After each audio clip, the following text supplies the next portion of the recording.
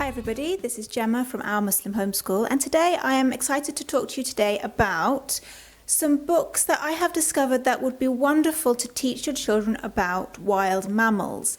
Now, we are a Charlotte Mason inspired homeschool, and so we use these for our nature law, nature study components, and we use these books as well for our nature journaling.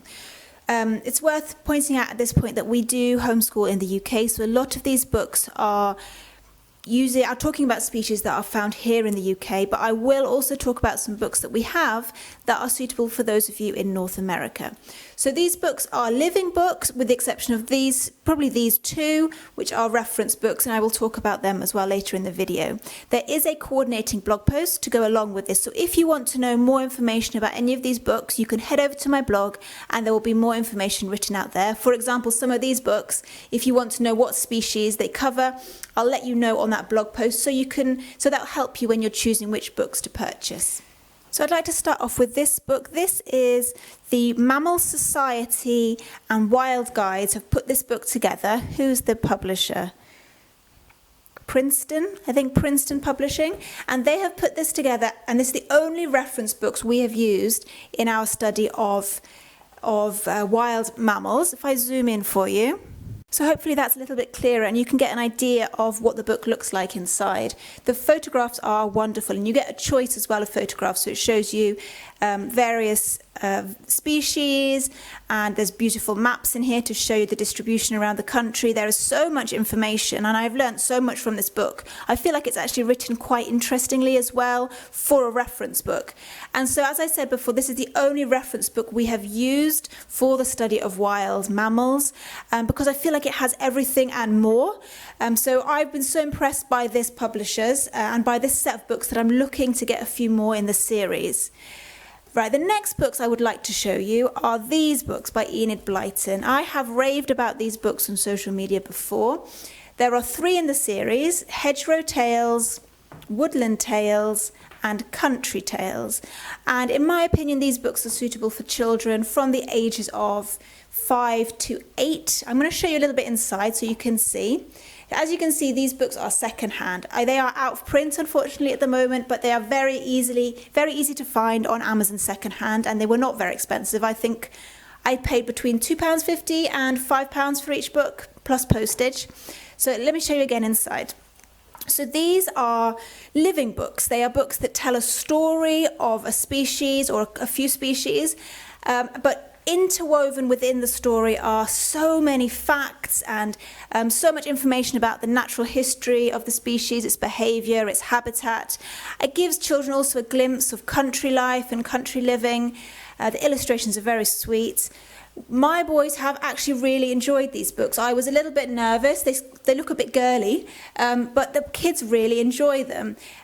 So there are 3, like I said, there are 3 in the series, and we've enjoyed them so much that this coming school year, we are planning to read through the whole series.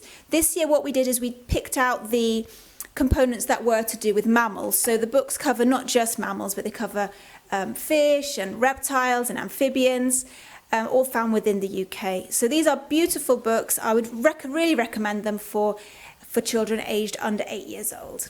The next set of books I want to show you are for slightly older children. This set of books that I want to show you is the Collins Animal Lives series, and I think this is all of the books in the series. Oh no, there are 5, so I seem to be missing one. I don't have the otter one.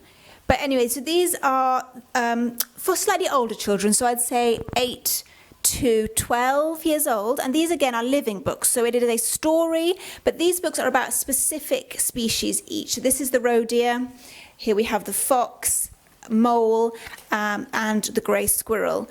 And because these books are aimed at slightly older children, as I'll show you inside now, there is a bit more text, fewer pictures, and the pictures are in black and white. So if I show you, there we go. So again, once again, this book is a mixture of a story, but within the story is information about the species. The illustrations are beautiful, And as you read the story, the child learns more and more about that particular species. So this would be a great book for slightly older children if you're looking for living books. Now, we did not use these books, but they came highly recommended for me because we didn't use them simply because my children are a little bit younger. But I'm glad that we have them in the series. We have them in our home. So if you're looking for living books for slightly older children that are to do with British mammals, have a look at these. They are by various different authors, but I will leave links to all of these books in the coordinating blog post with a bit more information for those of you who are based in North America. The Burgess Animal Book for Children is a lovely living book for you guys. This again is a collection of stories about different species within North America, around North America. As you can see, this particular copy has black and white illustrations. I do believe there are some copies that have colour illustrations, either second-hand vintage copies, or perhaps if you look at Living Book Press, I think they have some versions with colour. Certainly for the Burgess Bird Book, theirs are colour. So livingbookpress.com might be a good place to check out. Otherwise, you can find these books on Amazon. So we did read some of these stories, but then because we found that they started talking about animals that we were not familiar with in this country, we switched over this year entirely to the Enid Blyton books I showed you earlier. Another book that a lot of you may already be familiar with is the Anna Botsford Comstock's Handbook of Nature Study. That was a mouthful, wasn't it? So this goes through a lot of different species. If I try and find the contents for you.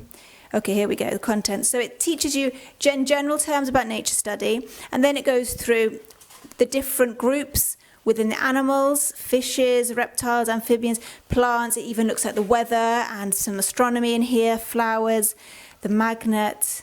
Yeah, so it goes through a lot of different things. And so obviously within here there is a section about animals, about mammals. From what I've seen of it, the wild animals section would not be suitable for those of us in the UK, but it is good for those of you in North America. And there's also, which I really like, a section in here about domesticated mammals, which of course you could do. If you wanted to study mammals, there's no reason why you couldn't look at domesticated mammals rather than wild mammals. And so that is a lovely part of this book. So the way this works is there's a section at the beginning of each chapter that the parent or the teacher would read, and then it goes through lessons. So actually it's kind of like a lesson plan almost, and gives questions for you to ask the children, ideas for your lessons, and I think within here there might even be a bit of poetry, as a few photographs and illustrations. It's a very, very good book, especially for those of you who are in North America. So those are the books that I wanted to show you. I'm just going to pop over and get my nature journals, all of our nature journals, so you can have a look and see what we've been up to. When we started this unit on wild mammals, I asked my children which mammal they would like to learn about, and it was pretty unanimous that they wanted to start off learning about the Scottish wildcat. So that's where we started. We got a lot of information from that book I showed you previously, this book here. So here's have a little look. Unfortunately, I have to say with mammals, because we live in a city, we struggle to actually see and observe the animals, the mammals, sort of firsthand, and we did a lot of work using YouTube videos and books. But we were able to see squirrels, and in our holidays we did see some deer and some hares and things. But there are just some mammals that we weren't able to see firsthand. So a lot of this work was done, like I say, from watching nature documentaries or from reading books. If I just show you the other one.